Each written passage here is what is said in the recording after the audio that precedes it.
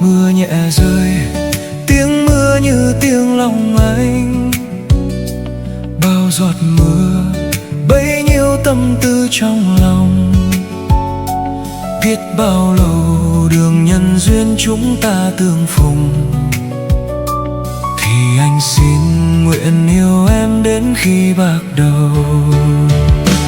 Đời hư áo em là giấc mơ hão huyền, làm anh phiêu du bước chân ngỡ quên đường về. Em là rượu ngọt làm anh uống say càng say hơn.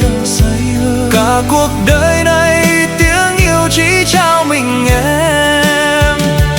Đời cay đắng em là nỗi đau vô cùng, lệ anh tuôn rơi tháng năm đến nay cạn rồi. Em là kỷ niệm mà anh sẽ không